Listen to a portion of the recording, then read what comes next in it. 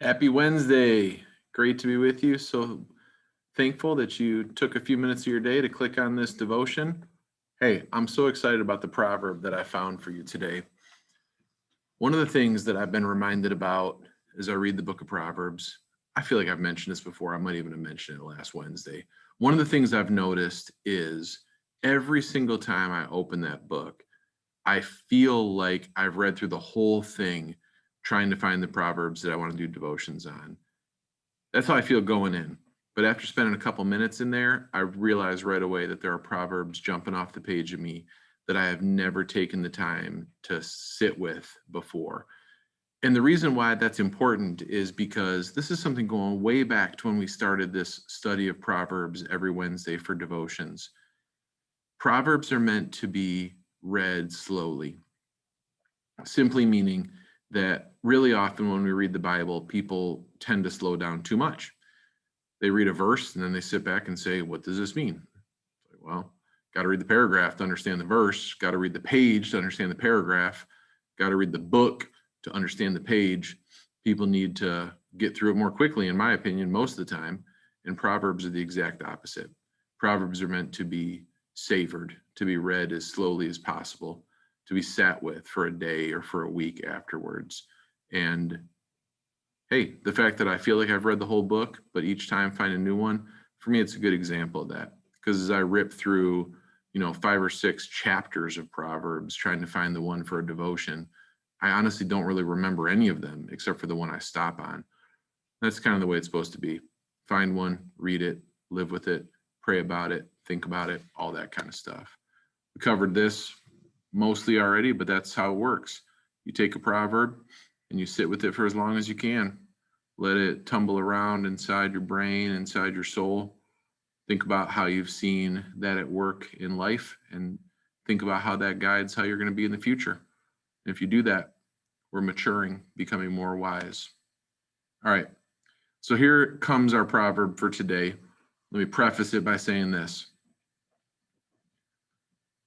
Our proverb for today is about consideration of others. And I don't just mean being a generally kind and considerate person. What I mean is our proverb for today is going to show us that sometimes even good intentions can come across in the wrong fashion. Ready? Here we go. Whoever blesses his neighbor with a loud voice rising early in the morning will be counted as cursing. Got it? Says something like, even saying a nice word to your neighbor, if you do it too loudly, too early, it comes across as offensive. Not sure if the neighbor just likes to sleep in or is sleeping off a long night. Not sure what the deal is, but he hears his neighbor shouting, "Howdy ho, neighbor, good morning, blessings to you today." But because he's trying to still sleep, he counts it as a curse. Now, this is not just like an encouragement to be quiet.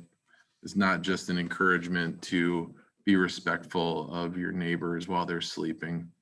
I think it's meant to remind us that there just are moments in life where even though you and I think we're bringing a message that is good to hear, it doesn't come across that way. And the reason it doesn't come across that way is because we haven't been sympathetic toward how other people are experiencing us.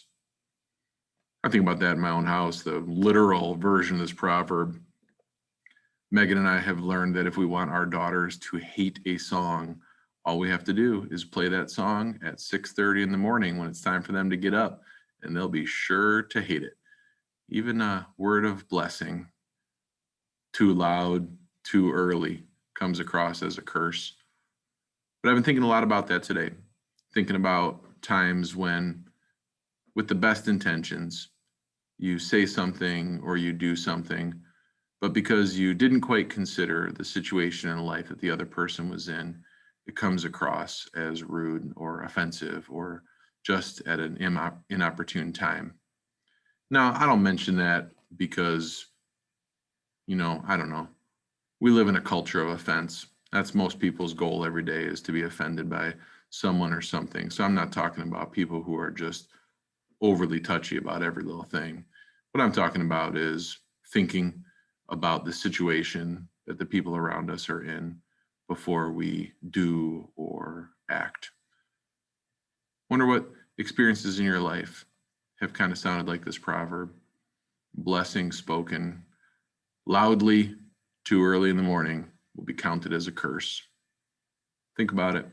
Think about how that shapes tomorrow. Let's close with prayer. Lord, help me to be wise, not according to the world's standards, but according to yours. Help me to choose daily the way of wisdom and the way of Jesus. Amen.